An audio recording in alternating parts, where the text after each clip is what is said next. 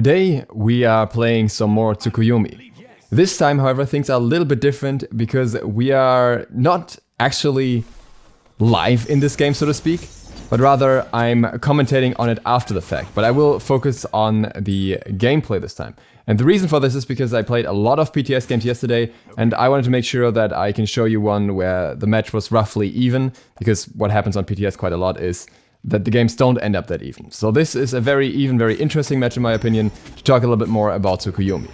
As you can see, I'm starting a very normal jungle path here. I started with the 2, because the 2 has the most damage when it comes to early clear. I waited a little bit for King Arthur here just to give me XP. That obviously puts me behind a little bit, but I figured it might be worth it just so he can stay ahead against Arachne.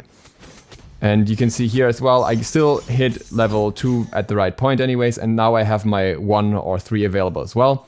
And I will be going for the 1 in this case, because in my opinion it's the much better ability. Unfortunately I missed it there, so I couldn't really prevent that engage from happening there. So what you'll see with Tsukuyomi pretty early right here already, I can relatively safely clear. I could even use the 2 at a distance a little bit and charge it up basically for the final hit and still get a lot of damage on the minions, or I can even use the 1 and clear it from an even safer position. Reminder, the 1 gives you a ranged basic attack afterwards, which is really nice in mostly fights. It's okay in clearing lanes, but sometimes it's important, sometimes it's not. In the jungle, it doesn't really help you all that much. The ability still has a lot of damage, so it's good for clearing at a short cooldown. But aside of that, not that much. We've got a pretty easy engage here. I got the slow on Neith and I got the stun on her, so I can just kind of chase her down. And, well, kind of unlucky with the shell there, but it's not enough to take her out. And we're chasing the Athena here as well, because I can put down the Caltrops, I can slow her down, but she does have a dash available. So it's gonna be a bit of a clutch one to try and catch up to her here. I can try and hit her with my 1 because that slows, and I actually land that. So we can actually get a second kill very early. Obviously gives me a lot of snowball. It's very easy to get these early game kills as Tsukuyomi, because you just have a very high base damage on multiple abilities really, on the 2 and the 1. And you also have a lot of CC when others don't even have that much mobility yet, because you have multiple slows and a stun. Just clearing out the camps here a little bit, just getting some extra farm before I go back, because I figured at this point I might as well farm up for boots, because I got so much gold so early anyways. I'm maxing out the 2 here, and I think that is generally preferable in jungle, but you can definitely also consider maxing the 1. Though the 2 has a lot more benefits. The 2 gives you extra damage across all the strikes, and it generally is more damage. It gives you a longer stun, and it gives you a longer disarm duration as well.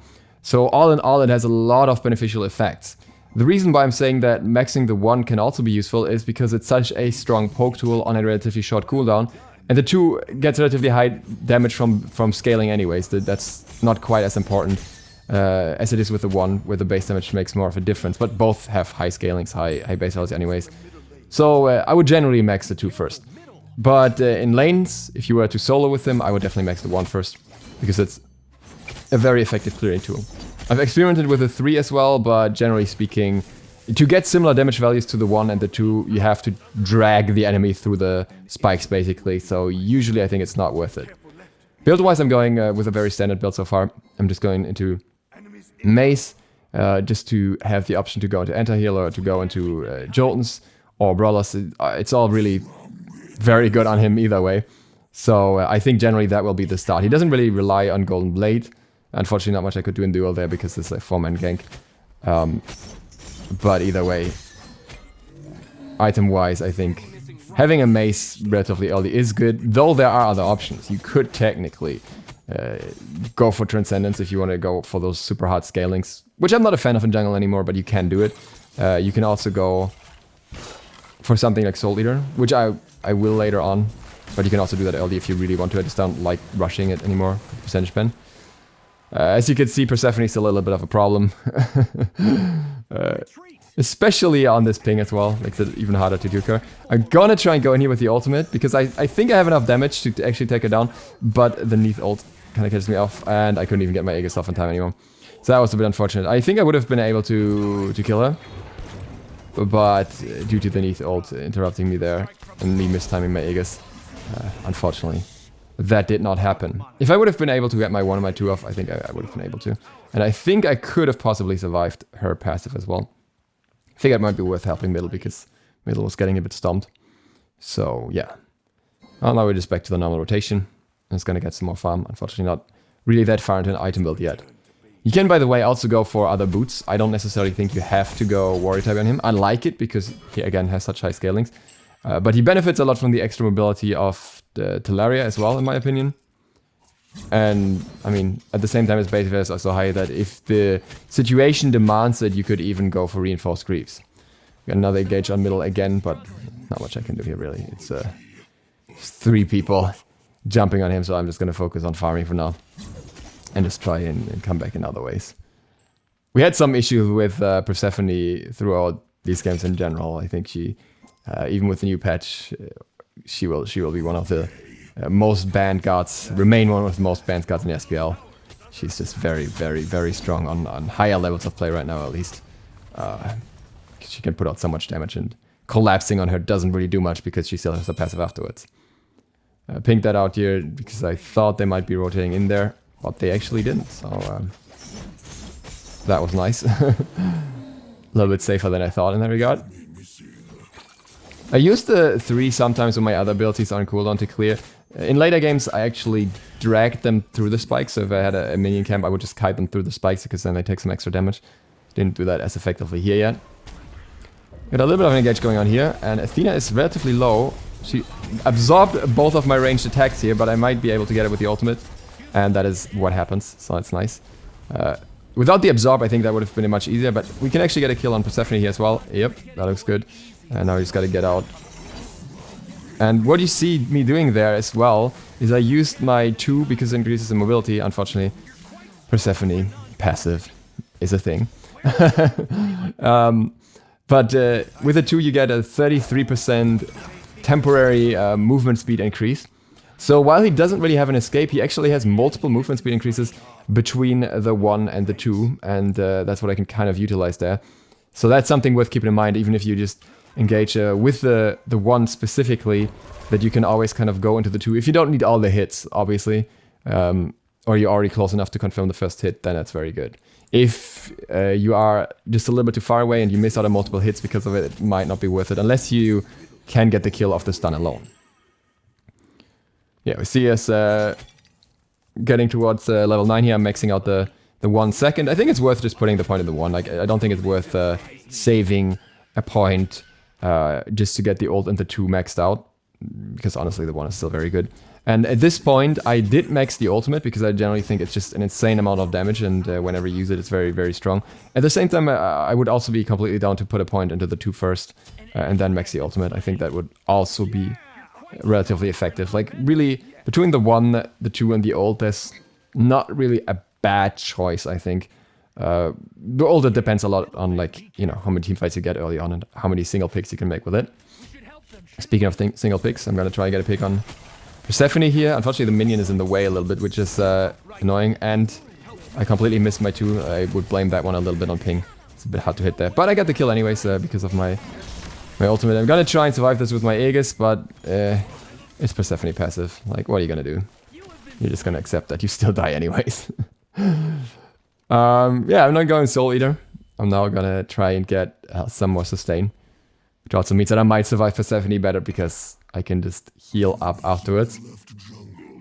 But yeah, trying to come back from the middle lane situation is a bit rough. The Habwa is very behind and Persephone is very ahead. I'm kind of just keeping up in that regard, trying to keep up. That was a bit unfortunate. They tried to figure out who gets the red buff and then both of them didn't get it because of that. What's very nice is what you can see with him. It's very easy to farm, relatively speaking. I mean, I have a lot of kills right now, but even without that, I could just clear the jungle very quickly. So keeping up in levels is probably a bit too easy right now. You try and get a kill on the Athena here. Just try and get my abilities off on her. Probably should have started that the other way around, but still enough here. What you can see here, by the way, is that my ranged attack stays. Whenever you use your 1 or your 3, you will keep those ranged attacks. So technically what you can do in base is always use your 1 and your 3, so you have 2 ranged attack stores. So if you go into a fight right after that, you will have 2 ranged attacks immediately. Often that doesn't really work out because you end up going to a jungle camp instead, and then it wasn't really beneficial. But it's something worth noting, just to get some extra range. Just kind of went through the jungle there and couldn't find anything, so that's a bit unlucky. And what you also have to remember is that both ranged attacks give you different benefits. One of them takes movement speed from the enemy. I don't even know if it counts as a slow yet, I have to test that. But it speeds you up, slows them down in a way. And the other one deals a little bit of extra damage and deals a little bit of true damage. So, especially the slowing one is a very effective one, and it's always the one that you will use first. So, if you have both stored, you will always use the slowing one first, so it's very easy to confirm everything afterwards. I'm just gonna make a bit of a rotation around here. Let's clear the wave there. I don't really want to be engaged in the constant fights around mid lane because fighting Persephone at this point, as you saw, is not really super effective because most of the time it means I die anyway. So I'm just gonna try and get some fun with the team in general. Push some lanes up here and there, get some buffs and all that stuff. So we're just gonna get blue for King Arthur here. And then we go from there. And we also have our Soul Eater ready to go in just a second. So that's gonna be very nice. It's gonna take a little bit of extra farm here for everyone. And make sure that this time they can't invade on red. Because I think that's what they are planning to do again. Persephone is actually kind of low. And she's running and she's out of mana, so that could be a great opportunity to actually kill her. Let's see. Can work with that. Okay, yeah, that should be fine. She has like no mana at all. Yup, we got her. And that is the moment I learned that Persephone, for no reason at all, gets her full mana back when she dies. Fun, hey? This situation actually led to me making a tweet about it, because I think that's incredibly stupid. Yeah. But that's another story for another day. So, her being out of mana did not actually matter, and I still died. And I thought that was gonna be the opportunity where I get a kill on Persephone without being punished for it once. Nope, not the case. So, my next item here will be the sledge. Because I think the sledge is actually incredibly good on him. The problem with Tsukuyomi is that you run into situations where you just can't really get out. You don't have a leap. You don't have that that level of mobility. So you gotta find something else. And in my opinion, that is going a little bit Bruiser. I have done full attack speed, not full attack speed, full damage builds. I've done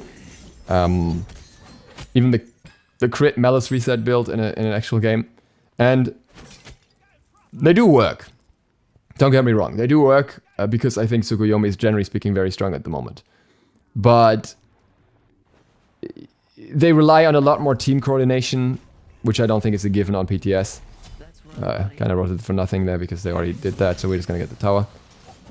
Whereas with this build, you don't rely as much on a team. Because you are much tankier, you can go in between people. Like you can use your ultimate and you land between people afterwards and you still have a ton of defense. You have the Soul Eater. Oh, we got a bit of a fight going on here. Gonna try and get my ultimate on multiple people here. We only get it like almost fully on Persephone, and it's not gonna be enough because I miss my one. We do get her anyways, but I get rolled by the Tsukuyomi in return. Fight outcome overall was still okay. It's not too bad, and we still got the tower out of it, so I'm not complaining. And, oh, that's unfortunate. Arachne just kind of walks away scot-free. But at the same time, we also get left tower. So, really, not too much of a loss. And we actually get Arachne too. So, no complaints there. I was a little bit unhappy about the Persephone passive. Just a little bit. Because, yeah, I was kind of carrying the game. Whenever I ganked her, she just turned around on that. And, yeah. Like I said, I think the sledge gives you a ton of defense even if you have to engage, and then if you combine that with Soul Eater, so you get more sustain, especially if you have many enemies around you and you can easily proc them multiple targets, you just heal for so much as well. I think Soul Eater is generally very strong, and Tsukuyomi is the perfect example of a hybrid character who uses a lot of abilities and has a lot of ability damage, but also uses a lot of basic attacks between his ranged basic attacks, and then once you stun them, you use melee basic attacks. So you will end up using both. Similar, I guess, in many ways to a Willish, who also just really relies on basic attacks for some things, but also has very good ability damage. Only less conditional, because he can just do everything at any point. And he's also very good at defending through that, which is very, very nice. He can just really hold off enemies with his spikes and with his one. So a lot of tools for this guy. We're gonna see if we can get a gank on Arachne here. She's kind of a bit pushed up. Let's see if we can force her ultimate at least. Oh, that's the old Forst. I think I could get her here. I think I could actually get a kill on her, but missed my one. She was a little bit off range. And I didn't really want to waste the ult there because... I don't know. It could have been that the rest rotates in, that especially the mid laner rotates in, and then I would have died again for nothing. Also, I haven't finished my sledge yet. But they are fighting around mid lane anyways, and Tsukuyomi's coming in, and I really have to come in there and help because I will have to be somewhat above that team fight. Fortunately, Persephone is in the back line as well, so I don't really know where to go. I'm like kind of stuck in an awkward place. And yeah, I'm just trying to get out by ulting at this point. But then I also ulted back to Athena, so that wasn't a smart move, so they're catching up here. I think that could have definitely been played better if I just ulted straight to Tsukuyomi and then used my 2 immediately. That would have definitely worked out way, way better. But I also think, that's what I told them here as well, is that they were way too pushed up into the enemy tower for really no reason when they were already behind. When Habwa was already getting kind of farmed by Persephone. It wasn't really smart to push up there, or hang out up there anyways. They should just say farm freeze wave.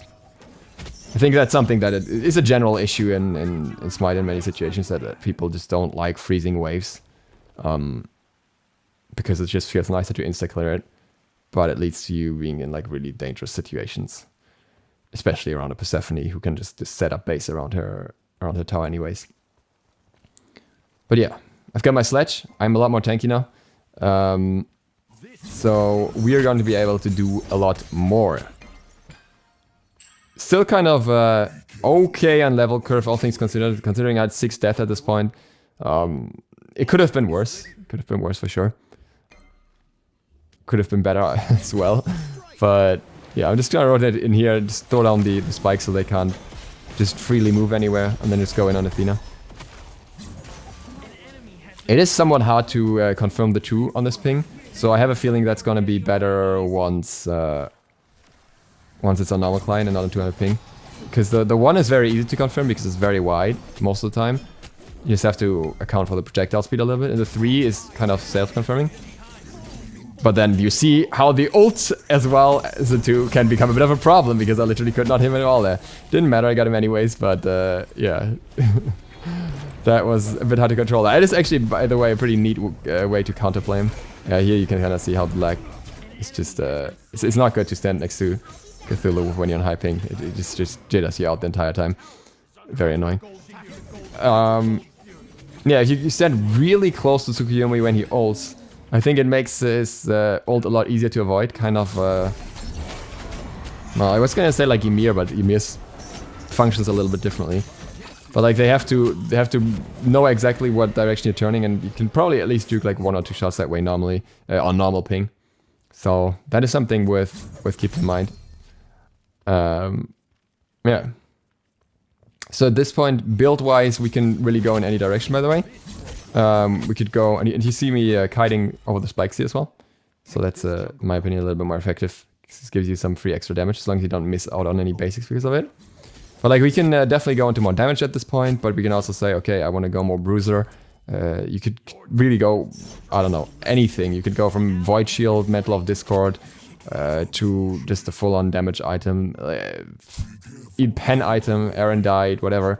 Really a lot of options, and a lot of things that work for him as well. Like, for example, you could use an item like Serrated Edge, because it has a lot of pen, and you use your abilities a lot. Even though you have to pay attention to your 1 a lot because the cooldown resets so often. Got a bit of a rotation to right going on here. I think we can kind of get a pick out of that. Just gotta see what way Athena goes. Yep, she's going here, cool.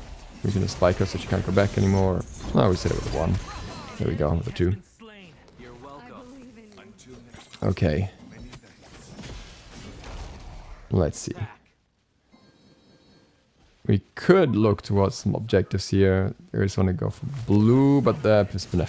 Okay. We're just gonna roam around. I can just go back a little bit. I don't think I want to deal with... No. Yeah, maybe I just heal up on that camp, or maybe I help him clear that camp at least, so Persephone can't steal it. Yeah, but I kind of want to get out of here, because I don't want to deal with her. Do I? I mean, yeah, she's losing HP, I guess. Maybe. Ah, let's go. Okay, that was nice because she ulted right when I ulted, so I could just immune the whole thing. She is actually very hard to hit. Because that hopping animation on ping makes it even more confusing. It's like, what is happening? Like, where is she going? But we got out. I think we're okay here. And the next guys are fighting. I guess we're staying. It's kind of okay because I can always... Why is the Neath going for me? I'm just gonna Aegis and just back out. Oh, okay. Hello, she's here as well. Yeah, no. I don't want to take that much damage, but... She have a Fire Giant.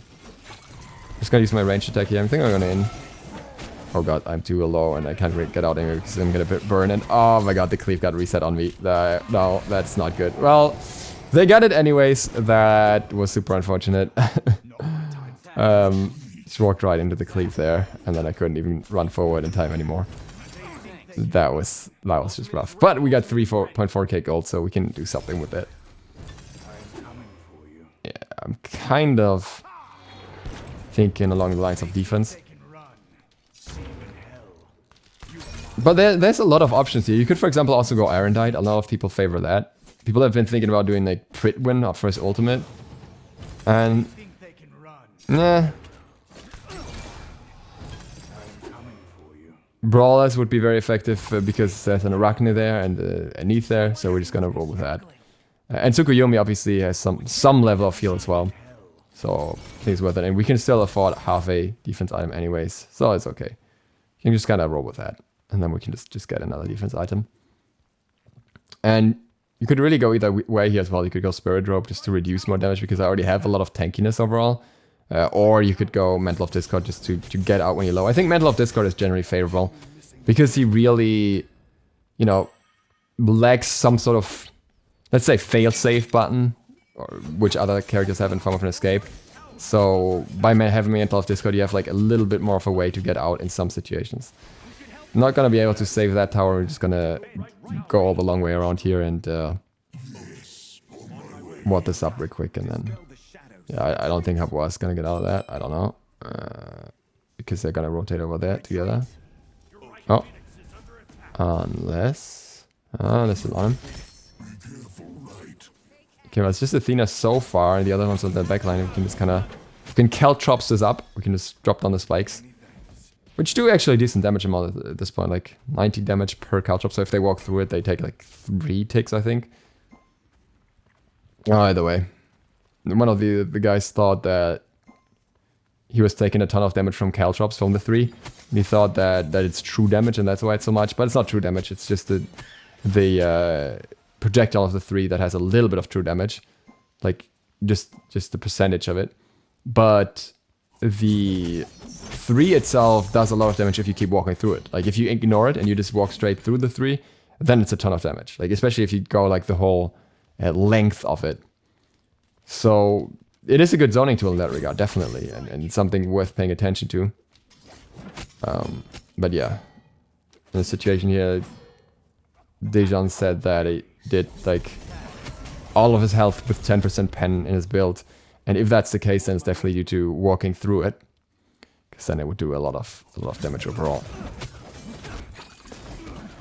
We're going for the Gold Fury here. I don't think Tsukuyomi is inherently like the best at doing objectives. It depends a lot on how you build them as well, obviously. If you have more percentage spend, then you can get more out of that. Structures and stuff like that. He doesn't really get major benefits. We'll talk about that in a second. I got a nice stun off here, and so I can just go straight into the ultimate, and that should be enough to kill him. Unfortunately, he has Aegis, but I should be able to get him anyways with my 1 here. And then, yeah, that is enough. And we're just gonna try and see if we can get something out of this. But unfortunately, Persephone is farming them again. I'm gonna try and go in. I'm gonna try and get her at this point, I think. Yeah, maybe that's... Nope, that's not enough. Maybe it was an attempt. Maybe it was an attempt. Maybe I just got one shot anyways. So, what I wanted to say is, with the cleave, apparently it currently applies to structures. So you get more damage out of it when attacking structures, which makes the structure push decent. But I don't think that is intended. I don't think that'll stay in the game. I haven't tested it myself as well, I just heard it. So, if that is removed, then I think he doesn't have that many benefits in regards of tower pushing. Though different from other assassins, he has multiple range projectiles, which still helps a ton because you don't have to go like right to the tower and you can do a little bit safely from a distance. Plus you are very good at clearing waves, so if your team is fighting the tower when a wave comes in, you just use your 1 once and you have half of that cleared away already. So it's getting a bit tight here because they're already pushing down. It's gonna try and get in there and accidentally push my 2, which is obviously not a good idea. Let's try and zone them off here a little bit. That's, like I said, where the 1 and the caltrops are pretty nice, because with most other assassins in these situations, you can try to like circle around or something, but you can't really just go in front facing and try to fight them. And due to my Bruiser build here, I can actually take a taunt from Athena as well and survive that. Though obviously in this particular situation, Magi's would have helped me more. But then my Magi's would have been burned, so yeah. Pros and cons. But they're going on pretty hard here, which is pretty good, because we can actually get pretty nice picks here, and I can go in with my ult as well. And we can get a good hit on Persephone, or we would have if Neith didn't ult me again. It's a bit of a rough one out here. And that unfortunately also results in everyone in my team dying, so yeah. Times. Just gonna try and heal up here real quick. Probably should have grabbed the pot there, but don't really have time for that. But they backed out. They did not try and contest it any longer. They probably guessed that King Arthur was about to come over again. But as the call comes through, we have to check Fire Giant. The nice thing is that on right lane, the minions are also doing work. And actually find Tsukuyomi, where I thought it's going to be FFG. And then we see him walking through the spikes and actually dying to the spikes. Like I said, at some point they get a decent amount of damage, and that is that point. Still gotta check fire though. I just used the one there to get some extra movement speed real quick. To steal movement speed. I'm not even sure if that works, but I think it should steal movement speed for minions as well. Unfortunately, missed my follow-up on Athena there. But also caught Persephone out of position, which could be good. If it wasn't for the fact that she bursts me anyways. Even through these 2 tank items, even through the Medal of Discord, she just bursts me anyways. So that unfortunately gives them a good opportunity to go fire. And our team is just rotating like halfway there, but not really in and not really out, and then it's just too clutch. And that gives them the fire giant, and then we just have to run out. I'm not sure what the plan is right there. They got pyro. And all is going somewhere.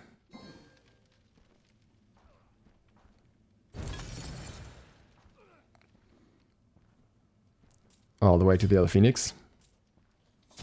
Retreat middle lane. Waiting out the wave.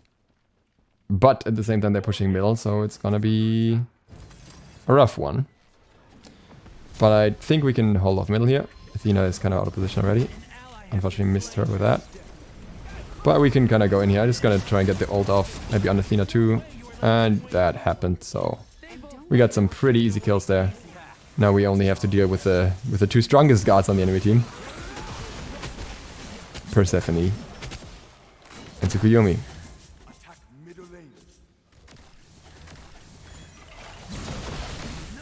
But I still can't deal with her. She also has the benefit of being able to just jump over the caltrops, obviously. So that is very useful for her. Fortunately, Ola's plan did not work out.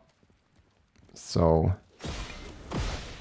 we're just gonna try and survive somehow. And I'm strongly considering to just get a magical defense item, because the main damage that I take is from Persephone. So that's something I will look towards at a later point when I have enough gold to sell boots and get the potion. Because realistically, I'm just dying a little too much. You could actually even consider like the mask on him, the enormous mask. Because his damage is so high that I think he would still do okay damage. But I don't know, I haven't tried it since the changes yet, so I'm not quite sure if it would be worth it. Or it's more of an idea. And again, Pridwin is something that people also consider, because after the ultimate you get the shield. Same with Erendite. I think with Erendite it's a little bit more synergistic for this guy, because you really get a lot out of the extra damage and mobility following your ultimate, because it also means that you can kind of get away from some situations, you know, just find yourself a target that you go towards, but it is extra mobility that you can really not get enough of, generally speaking. So you can also build in a way where you just have rated edge and erendite and just try and get away from any situation just by being fast. By the way, you saw me throw the caltrops there. That gives me the range attack when I come over here, and it also happens to give me some extra damage on the minions, because even if they don't move, they take damage once. But now I have like these range attacks I can throw in, and I figure I'm just gonna cause a bit of havoc in the whole fight and then go in on Persephone. And this time it actually worked for once. Still meant that I would take at least some damage, but I got it out relatively decently. And I actually thought that they were going to change Persephone's health bar, by the way, because it's just kind of like aiming back at her because I thought he was still alive. I thought they did something about that. Man of Discord here pretty nice. Held them off just a little bit, just long enough so that I could get in a different position and I could fight the Arachne, and that's all I needed. Unfortunately, that's not the case for Athena, because I literally struggle too much with the ping at this point to even reach her. So she's got to go. I'm a bit salty about that. But I have 2.5k gold, so it counts for something.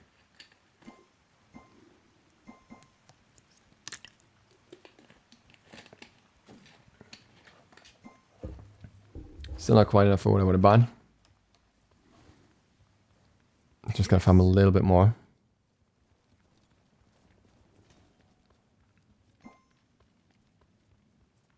Just enough so that we can get ourselves a full 6th item. And also ideally some wards.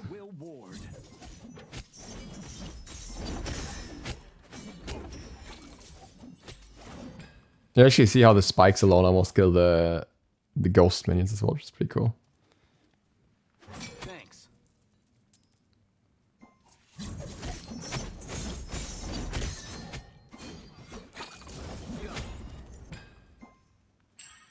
See the Tsukuyomi pushing up middle. They didn't want anything to do with him. Didn't realize that the entire team was there, not just Tsukuyomi. And they just kind of rolled in on me. And just popped me. I had no idea that they were even so far pushed up. I thought they were kind of holding back a little bit more, looking for its Fire Giant. Well, my teammate said he wasn't sure if he should use his brain in these games. I said, I think you should use your brain. If playing against Persephone, it's actually worth it. But at that point, I was able to get magical defense, and I was kind of considering between a few different items if I wanted to go like full magical defense or not. But I did want to keep the damage that I had. I did want to keep the power. I figured, you know, if I get lucky with Encile, probably not because Persephone's damage is too range, but if I get lucky and procs at the right time, then it could mess her up a lot. If she can't leap or something, then that would be a very awkward situation for her.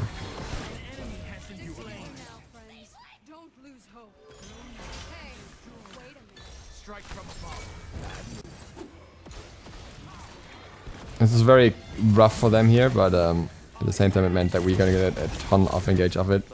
Because they were all just kinda stacked in one place on super low HP. That is obviously ideal for Tsukuyomi because you just dash through all of them and just take them all out really quickly. And yeah, we just wiped them off that push. Which could have cost us the game otherwise. I figured this is the time to go fire. I actually pinged the pyro first. But then I figured, no, we're not going pyro. We're going to fire it up.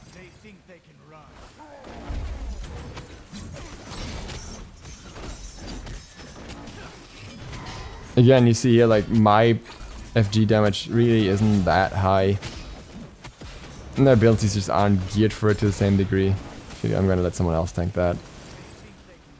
I don't want to risk dying to it again. I'm just gonna see if anyone's coming in. Tsukuyomi was like still too far from base at that point, I think. So we just went with that. It's got ourselves pyro too.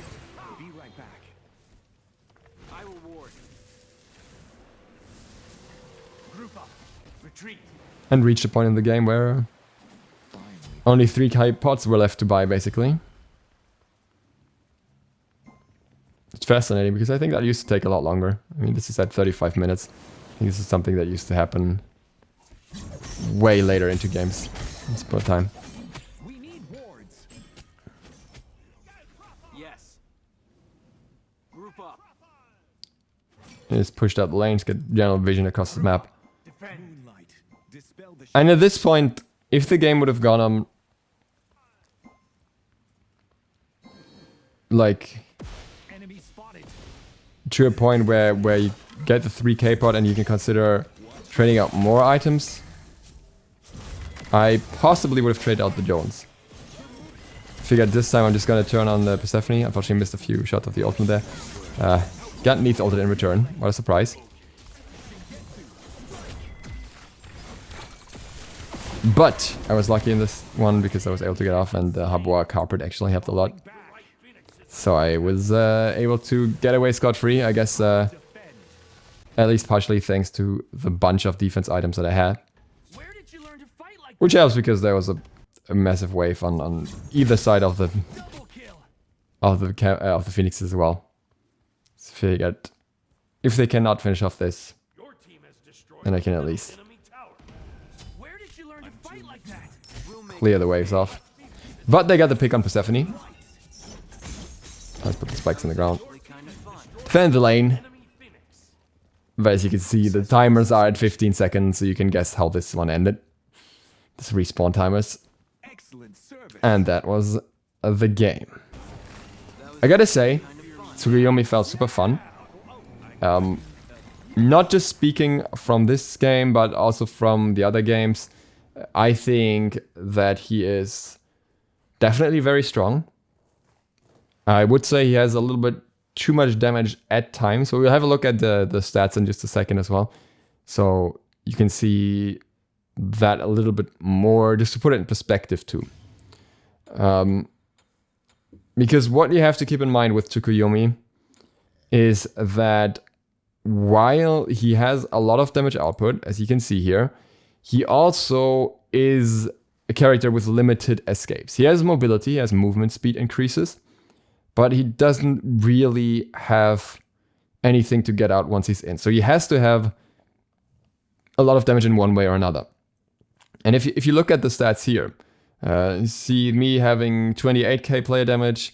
The enemy Tsukuyomi has 35k, but I think that was also a slightly more damaging build, if I recall correctly.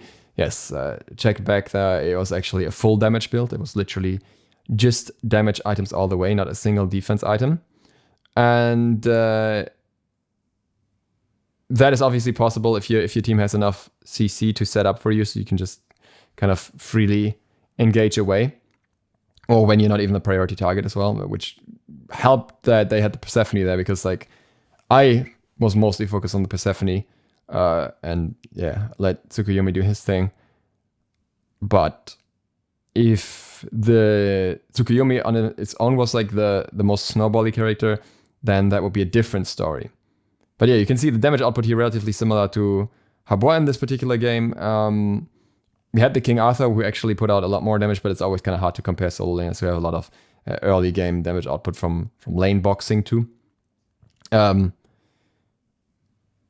at the same time, we can see that compared to Persephone, everyone's damage was actually really low. So yeah, I don't think in terms of releases, he's like the most broken thing I've ever seen. I know that some people are framing it like that at the moment. They say like that is the strongest card they've ever seen. I don't think that is correct. But at the same time, he also isn't fully functioning yet. There's a few item interactions that aren't working yet. Like, for example, Hydras is not working properly yet. And once that's fixed, this may obviously change a little bit. May see a little bit more potential in one way or another that we haven't really seen yet. I do think that he's very enjoyable. I do think that his kit is well designed. And I think that balancing him is very easy as well, which I think is a good thing. Because you can just, turn down the scalings on the 2 a little bit, turn on the base damage on the 1, up the cooldown a little bit. Those are all things that are very easy to do, and that'll keep him in check. I think the thing that needs to be looked at the most is the ultimate, because right now it just does too much damage in some situations, especially if you can land it well. I couldn't fully demonstrate that in this game. It obviously works better on lower ping, but if you can confirm the shots reliably, which is not all too hard, then you can just get crazy amounts of damage out of this. And yeah, it scales pretty well, and it hits a target so many times, and I didn't realize it was going to be able to do that. Or if you have two targets lined up behind each other, it does even more. So that is something that I think needs to be looked at primarily when it comes to balancing this guy. But again, I think it's very possible compared to many other characters. And yeah, I think there will also be counterplay to him to a reasonable degree. I think that's also important. I think they might also decrease the damage mitigation in his ultimate a little bit, because at the moment you can actually use that defensively. But yeah, those are all just things to look at some point. This is going to be like the first of a few videos about Tsukuyomi, obviously. But I wanted to get this one out to give you more of an impression of what I've seen so far. And with that, thank you guys so much for watching. I hope you enjoyed this. If you're new to the channel, click the sub button and maybe the bell so you get notified of future videos. And other than that, see you for the next one soon. It's probably going to be later today, actually. ZiSotto, out.